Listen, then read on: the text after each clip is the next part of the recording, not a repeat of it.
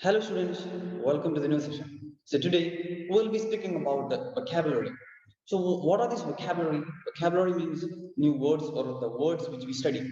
So in vocabulary we have different kinds of things. In the last class we were speaking about prefixes, suffixes, compound words, blunt words and so on. So in this class, we speak about synonyms. So synonym is a word or expression which expresses a meaning similar to that of another word or expression. For example, inactive, which means idle or passive, weary, uh, listless, slow, sleepy, apathetic, lethargic, and so on. So synonym means one word will have different meanings. So the meaning of inactive is idle. We can say idle, passive, weary, listless, slow, sleepy, apathetic, lethargic, and so on. So this is what you mean by it is the opposite of the word. Antonym is a word or expression which expresses a meaning opposite to that of another word or expression. So that is called antonym. Inactive, which means active, busy, working, energetic, lively, and so on. So when using synonyms and antonyms, we should use words which belong to the same part of speech. Thus, the antonym for difficult can be easy because both are adjectives. But ease cannot be an antonym for difficult because it's a noun. The opposite is difficulty. So here, for example, context is very important while selecting the most suitable synonym or antonym. So in page number 155, you have some exercises that each group of words below contain synonyms. Underline the odd words. One has been done for you. So you may find it out, and I will give the answers later on. And now we move on to speak about homophones. Homophones means two words are said to be homophones when they have the same sound or pronunciation but different spelling and meaning. For example, stationery, the noun, which means it includes paper, pen, envelopes, etc. Need for writing, whatever there is need for writing. For example, he walked to the corner shop to buy stationery. Here, stationery is an adjective, something that is not moving. But I'll give one more example. The boy saw stationary cars caught in the traffic jam at the junction. So here, stationary, it is another use of it. And for example, another example, canvas. It's a noun, which means a strong, heavy cloth used for making bags, shoes, tents, sail, etc. Or on which paintings are made. That's whatever it is. So here there are two examples. One is the girl walked in the canvas bag, which means she got into the canvas bag. And here we can say canvas to raise public opinion in one's favor. During the election, the supporters of the candidates canvas for him. So there, the meaning changes. It becomes a verb. So there are also other kind of verbs, such as, for example, cite. It is a verb, cite, which means to quote or refer to something. Site, site, it's a noun, which means a location, location. Sight, noun, it is act of seeing or vision. In the same way, there are different, like right, right, right. It's an adjective, which means correct. Writ, right. That's a to form readable characters. Next one is right, RIT, which means a ceremonial act. So there are different things in the same way. So now we move to speak about the commonly confused words. For example, there are many words in English which are confusing and therefore incorrectly used. This may happen because of the spelling, pronunciation, and other reasons. Example, I'll give few examples. Lose, LOAC. It's a verb which means to misplace. I'll give an example. Keep your passport safely because if you lose it, you will be in big trouble. So here, the meaning of the word is to misplace. And there is another word, lose. The same pronunciation, but spelling is different. LWS.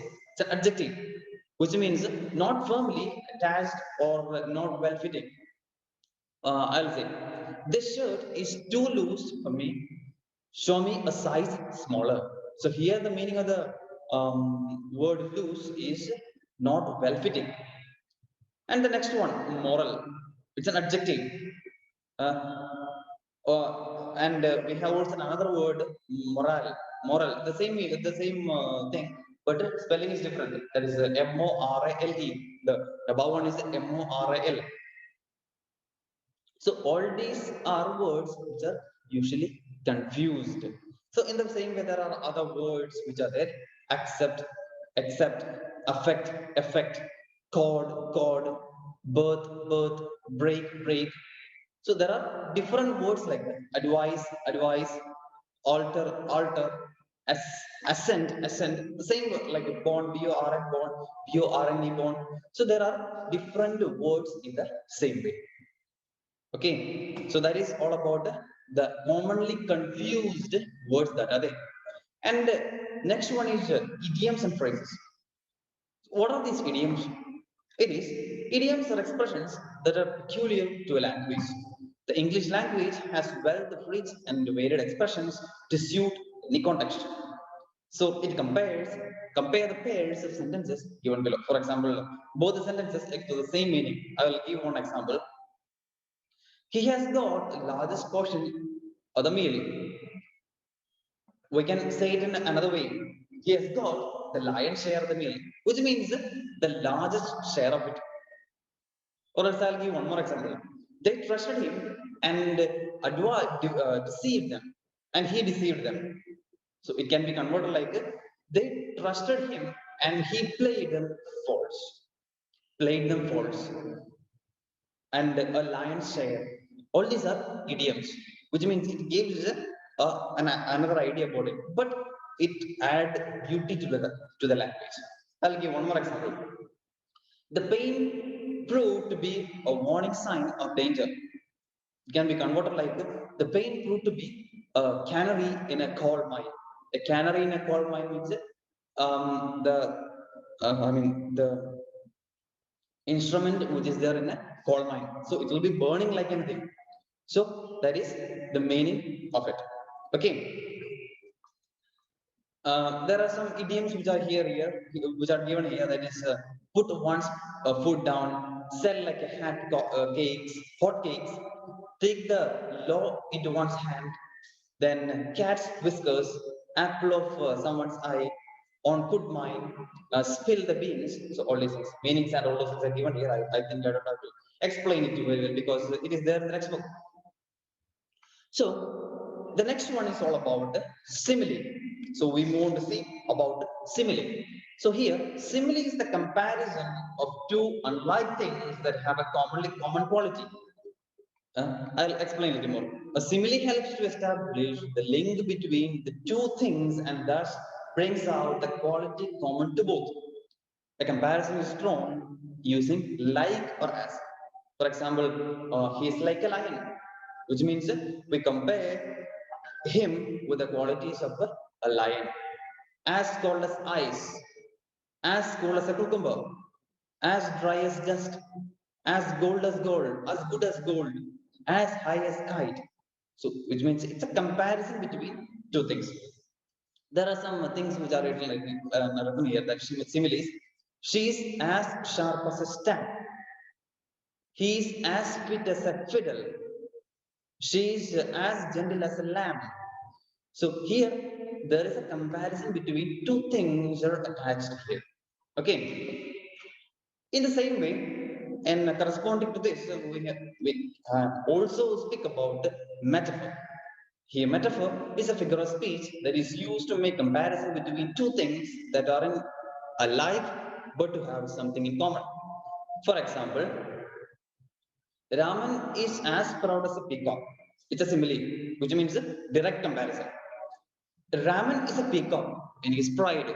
So here there is a direct comparison with the peacock, whatever it is. Raman is directly compared to peacock. All the world's stage. Fame is the fragrance of heroic deeds. If music be the food of love, play on. So all these are direct comparison with another thing. So what is the difference between simile and metaphor? Simile is a direct comparison and metaphor is an indirect comparison. Okay, so that is the meaning of these two. So that is with regard to simile, metaphor, and homophones, synonyms, and other kind of things. So this is the end of the class. Thank you.